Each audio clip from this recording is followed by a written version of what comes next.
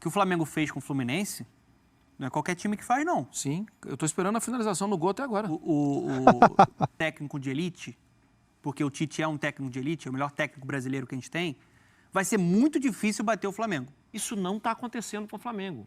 O time tem melhorado passo a passo. E aí o Donan nos lembra de uma coisa. O treinador a gente conhece. Isso. A gente viu esse treinador durante muito tempo.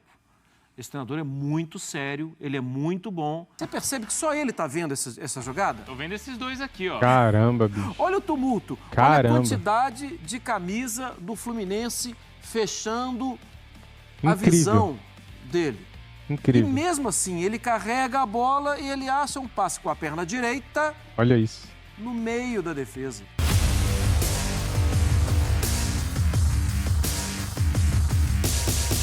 Salve, salve nação! Saudações rubro-negra! Separei para você aqui mais um vídeo top com muita informação do nosso Mengão atualizada nessa terça-feira. Quer ficar por dentro das notícias do Mengão? Então assista o vídeo até o final. Temos aqui também um debate bacana e além disso, temos aqui o Mário Marra analisando com um campinho o De La Cruz, como joga o Nicolás De La Cruz, né, galera? Ele contra o Fluminense deu aula, né? Deu show em campo e o Mário Marra mostrou aqui uma análise tática bem bacana do De La Cruz.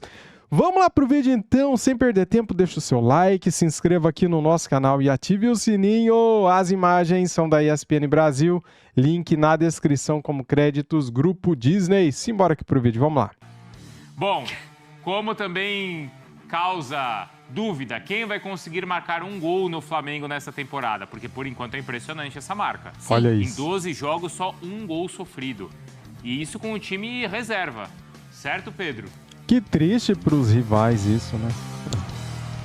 Tudo bem, Bruno? Tudo. Certíssimo. Time reserva contra o Nova Iguaçu. Exatamente, o semifinalista Nova Iguaçu era o time sub-23 do Flamengo. Foi uma jogada ali que não foi muito bem a defesa, foi um vacilo ali de um dos zagueiros e o Flamengo não foi muito bem naquela partida, 1-1. E depois, com o time principal, o Flamengo não sofreu mais nenhum gol. São 12 jogos nessa temporada e apenas um gol sofrido, justamente esse aí contra o Nova Iguaçu. Então tá muito difícil. O Rossi até tem virado meme nas redes sociais aí como um mero espectador, né? Porque ele tem observado muito bem o time de campo, sai com o uniforme limpinho. Enfim, não tem tido nenhum tipo de problema nessa temporada o goleiro argentino. O Flamengo está se preparando para esse Fla-Flu já, a reapresentação ontem no Ninho do Urubu, então toda aquela questão mais em torno de Gabigol volta, não volta, assistiu o jogo da cabine do último sábado, pequena lesão muscular, o Wesley também, as voltas com a situação aí de uma possível agressão a um torcedor, enfim, na Barra da Tijuca, ele ainda está um pouco mais longe de voltar, não por essa questão, mas a questão da recuperação da lesão muscular.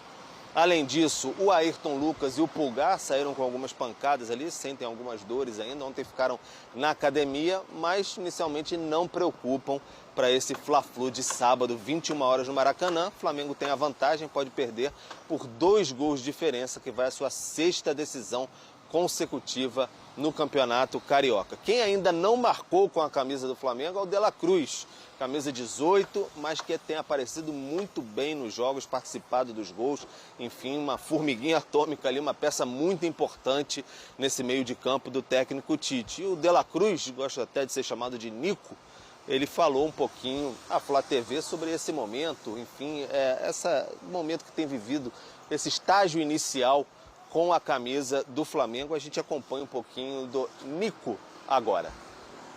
Descansé, fue el día de ayer fue descanso, hoy ya de nuevo a la actividad, enfocarnos en el próximo partido que va a ser más difícil del que pasó. Creo que a medida que fueron pasando los minutos y nos fuimos sintiendo más cómodos en el partido, de esos pases encontramos muchísimo porque bueno, había mucho espacio. A todo el equipo y creo que tiene mucha calidad, entonces eso también simplifica mucho.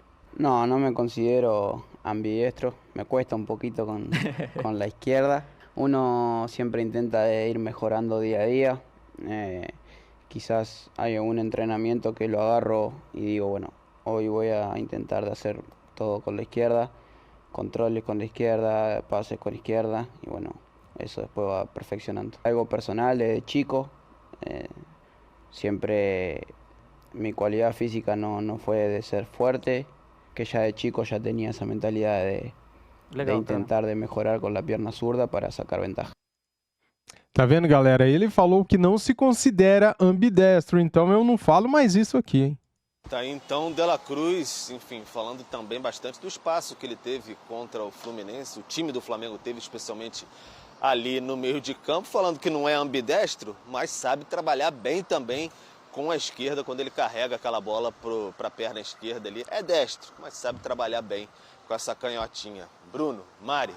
Ô Pedro, fica com a gente no papo, porque a gente vai conversar sobre o De La Cruz, o Marra tem também o Nico, né? O Marra tem também uma análise, mas a gente queria destacar também isso dos gols, né? Os primeiros 10 jogos com o time principal, fazendo recorte desde 2020.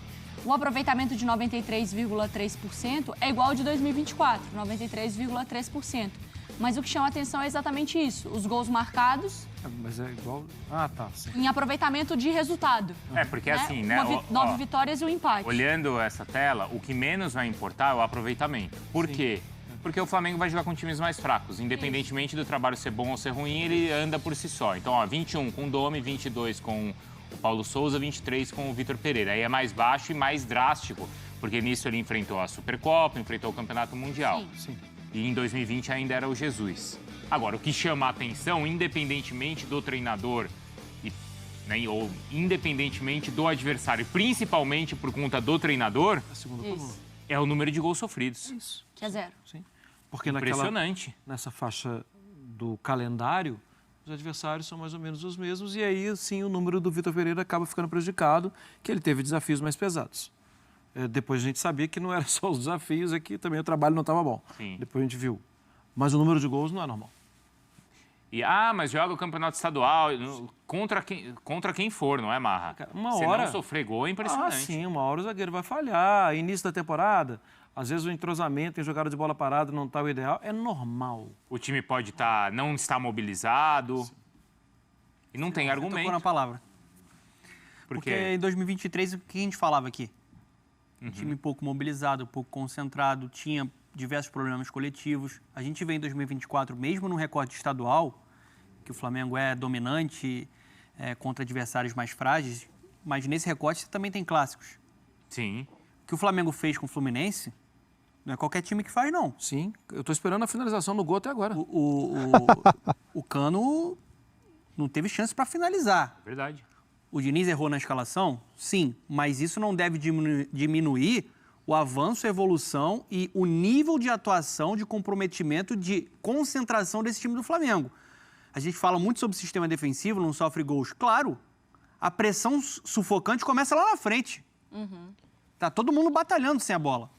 Então isso é uma virada de chave no mental que o Tite conseguiu moldar nesse Flamengo, que é o tal do equilíbrio que ele tanto fala. E se o Flamengo se manter assim durante toda a temporada, com um técnico de elite, porque o Tite é um técnico de elite, é o melhor técnico brasileiro que a gente tem, vai ser muito difícil bater o Flamengo. Porque o Flamengo sempre teve muito recurso financeiro, pela reformulação que fez, tem o melhor elenco do país, tem um técnico que chegou para resolver o problema e, por enquanto, está resolvendo. A gente está vendo um Flamengo crescendo, avançando. Já era um time difícil de sofrer gols quando o Tite chegou e agora ele passa a avançar também com bola, com a qualidade desses jogadores, como, por exemplo, o Nico, né? O Nico De La Cruz, que fez uma partida brutal contra o Fluminense. O que ele jogou contra o Fluminense, com e sem bola, eu acho que contagia o grupo inteiro, né? Quando que a gente se lembra de um Arrascaeta tão bem assim fisicamente? Não só sendo em 2019. participativo com bola, criando, mas um cara que também está batalhando e sendo comprometido sem a bola. Então, é o impacto do trabalho do Tite, gente. Isso era questão de tempo, né? A gente debatia isso aqui quando ele foi anunciado. E é claro que é cedo e é claro que um dia vai tomar gol. Sim. Só que é o seguinte, a gente está falando que a gente tem. Claro. Assim, o paciente vai fazer tal e tal tratamento, daqui a 3 meses ele vai estar bom, tal, não sei o quê. Então, daqui a 3 meses a gente vai ter um outro exame. Com o exame que a gente tem hoje, o diagnóstico é esse. Não dá para você tomar o remédio de infecção urinária hoje. Uma infecção que não talvez veio ainda. Você vai ter em 6 meses. Do jeito que está agora, Não dá. está muito legal. E aí eu falo com a maior tranquilidade de novo, por quê? Porque no início da temporada, eu falava assim, essa derrota aqui que o X teve no campeonato xiano, é normal. O Y teve no campeonato Yiano, é normal. Vai perder mesmo alguns jogos. Porque era normal, e é normal. O passar do tempo vai afinando coisas, os times vão ficando mais fortes fisicamente, Tendência as à evolução, ideias... né, Mar?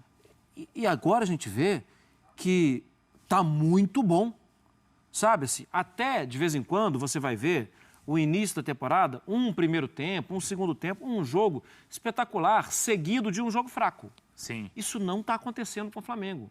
O time tem melhorado passo a passo. E aí o Donan nos lembra de uma coisa. O treinador a gente conhece. Isso. A gente viu esse treinador durante muito tempo. Esse treinador é muito sério, ele é muito bom e ele é detalhista, a gente já está vendo um pouco do que pode ser o Flamengo. Mas aí o Pedro vai até me ajudar. Sabe por que não está acontecendo? Porque já aconteceu. O início do trabalho do Tite não é agora. Isso. Ele começou novembro, né? Novembro e lá o time oscilou. Ao contrário daquela tela que quando a gente mostrou, eram técnicos que iniciavam trabalhos e técnicos assim com trabalhos com culturas diferentes, com conceitos diferentes, né, metodologias e com trabalhos assim muito particulares, né? Então, Domi, Paulo Souza e Vitor Pereira chegaram para reconstruir tudo. E o time sofreu muito no começo. O Tite não, nesse momento já não é mais uma pré-temporada para ele. Ele já sabe como trabalhar ali, Pedro. Roubou exatamente o que eu ia falar, Bruno. Porque quando vocês estavam falando exatamente desse quadro, desses treinadores aí, das mudanças dos inícios de ano, porque por mais que você tenha adversários mais fortes, é um Flamengo muito sólido, muito consistente. Mas exatamente, de um ano para o outro, derrubava tudo, basicamente, né? Só o Jorge Jesus na virada de 19 para 20, o Rogério Ceni naquela temporada da pandemia atropelada que houve ali, que basicamente não houve tempo também para trabalhar. Então, que tiveram a chance ali de passar de uma temporada para outra. Os outros tiveram que pegar meio que o bonde andando, fazer um novo time, recuperar. Por exemplo, o Vitor Pereira no ano passado perdeu o João Gomes, não tinha o Gerson em condições, aquela questão dos 40 dias de férias, enfim, uma situação mais complicada. E daí a importância do Flamengo ter conseguido convencer o Tite, que já mostrou uma evolução no ano passado para conhecer o ambiente, o que ele gostaria, o que ele não gostaria. A gente hoje em dia tem pouco acesso ao Ninho do Urubu, mas de vez em quando ainda tem. E todo mundo lá ressalta como o Tite modificou bastante o ambiente já de cara, assim, naquela mudança do Sampaoli para o Tite, a importância que ele vai na tia da cozinha, dar um cumprimento e tudo mais e falar que você é parte importante daquilo, do dia a dia. Então é um ambiente consideravelmente mais leve em relação ao Sampaoli, e isso é muito importante, destacado pelas pessoas internamente, e acho que aí tem um impacto direto para você possibilitar um time mais competitivo, um grupo mais integrado. E aí tem uma cena muito impactante do Fla-Flu no último sábado, que é o Arrascaeta, que dá um carrinho, desarma o Arias aos 41 minutos do segundo tempo, pouco antes do segundo gol. Foi muito exaltado pela torcida porque é um jogador técnico, participando do jogo, e também porque fisicamente ele está inteiro, que era um grande problema das últimas temporadas. Então está ali mentalmente também dentro do jogo e fisicamente na partida. Então acho que o Tite modificou bastante, tornou esse Flamengo muito competitivo. Se vai conseguir manter essa pipa lá no alto, aí a gente vai ter que ver com o passar da temporada, até porque a Copa América promete dar um golpe muito forte nesse elenco do Flamengo, né? Sim. É interessante, a gente estava pegando a escalação aqui do Flamengo contra o Fluminense, né? E assim, ajuda até o Tite, o contraste ser com o Sampaoli, né? Sai do Sampaoli pro Tite, para ele uma vantagem maravilhosa, né? Porque a gente sabe o quanto o Sampaoli é complicado no dia a dia. Até para ele dá um salto que ele já começa como um Buda lá dentro do... Um nível de tratamento, educação... Só de falar bom dia, ele... Putz, que cara incrível. E de qualidade também, não, né? De qualidade tem outra coisa. Da comissão também, né? Que teve auxiliar dando soco em jogador dentro do Flamengo. O ambiente era completamente pesado. Hoje é um ambiente leve. Kleber Xavier e César Sampaio. São caras muito competentes Tá também, entre né? nós, né? Assim, E é interessante. Pessoal da preparação física, Sinistro. pelo amor de Deus. Olha o impacto do time aí. nossa. Opa, análise tática. Vamos lá, então. Eu olho, mas eu não enxergo. Por isso eu peço ajuda pro Mário Marra. Não, mas o De La Cruz não tem como não enxergar. E o que a Mariana disse, a gente daqui a pouco vai ver os números do De La Cruz também dando assistência e fazendo gol. Porque a carreira dele é uma carreira com gols também, é uma carreira de participação ofensiva. A carreira dele é em quase todo o campo, hein? Mas o De La Cruz, na melhor versão, que caiu no gosto do torcedor do Flamengo e que resolveu o problema, é esse daqui. Eu entendo como sim. Bruno, olha, assim, olha esse cara. Parece que não é só um, parece alguns. E ele é o cara para pressão. E os outros jogadores sabem que ele está fazendo a pressão e vão diminuindo espaço para a linha de passe. Se você está com a bola, você logo entende, eu preciso passar aqui, ali, ali. E o De La Cruz diminuindo o espaço, os outros estão juntos na cabeça e entendem, preciso diminuir a linha de passe aqui, cortar a linha de passe ali. E ele faz isso como poucos. Vamos lá, posse de bola com o Fluminense. Ele está ali no meio, ó, argolado. Olha ele na perseguição. A bola sai de um lado, sai para o outro. Ah, agora não é comigo. Não, é sempre comigo. Mas ele vai até lá no gol? Sim, ele vai no gol. E olha como o Flamengo gira em torno da pressão dele. Nesse lance, foi até discutido lá a possibilidade do pênalti. Mas era ele forçando o erro. Era ele trabalhando para a retomada de posse de bola. Na entrevista que ele concedeu, perguntaram para ele se é a questão de ser ambidestro. E é exatamente um ponto que me fascina. Sabe por quê? Porque o marcador fica completamente confuso quando um jogador como ele recebe a bola. Ah, ele está recebendo a bola aqui, ele vai girar o corpo, ele vai arrumar o corpo para dar o passe com a outra perna. Quem marca sofre, viu? Porque não. Perceba, jogada de contra-ataque. Só para a gente não perder ele de vista. Ele está aqui, ó. Então vamos lá, contra-ataque, o Pedro com a bola e ali, olha ali, um erro fatal. Ele vai receber a bola com muito espaço. Com qual perna ele vai tentar o passe? Recebe a bola, perna esquerda. Ele recebeu a bola e com a maior cara de pau, fala que não é canhoto, fala que não é ambidestro. Ele recebe a bola, não ajeita o corpo, não é nada disso. A bola está ali para ser tocada com a perna esquerda. Ele toca com a perna esquerda e depois o lance segue. Aí, então, agora você cria uma verdade. Mas, desculpa, porque se fosse com a perna direita, ele poderia até tocar, abrir do outro lado, né? Porque ele recebe e vai tocar aqui no passe cruzado dele. E ele né? ganha tempo também. E aí ele vai lá E e já aí- acelera pelo meio. E aí o zagueiro, o marcador... Bom, gente, a gente viu na Premier League no final de semana. O Van Dijk contra o Haaland. Ele não ia no bote direto. Ele ficou esperando uma definição. Até que o Haaland define e o goleiro pega. O marcador, ele fica sempre observando. Esse cara está conduzindo com a esquerda, daqui a pouco ele gira para a direita. O cara que marca o De La Cruz fica louco. Porque, assim, ele é um cara que a qualquer momento coloca, com qualquer perna, alguém na cara do gol. Vamos para o outro lance, então. Para não perder ele de vista, aí ele aqui. Você percebe que só ele está vendo essa jogada? Tô vendo esses dois aqui, ó. Caramba, bicho. Olha o tumulto. Caramba. Olha a quantidade de camisa do Fluminense fechando a Incrível. visão dele. Incrível. E mesmo assim, ele carrega a bola e ele acha um passe com a perna direita Olha isso. no meio da defesa. Pronto, recebeu a bola, não perca ele de vista. Ele está participando da jogada ali pelo meio. Recebeu a bola com a perna direita. Olha, Nossa. O tá todo mundo passe... esperando ali do outro lado. Não, eu vou até voltar Vai? esse passe, porque esse passe... Você percebe que só ele está vendo essa jogada? Tô vendo esses dois aqui, ó. Caramba, bicho. Olha o tumulto. Caramba. Olha a quantidade de camisa do Fluminense fechando a Incrível. visão dele. E Incrível. mesmo assim, ele carrega a bola e ele acha um passe com a perna direita Olha isso.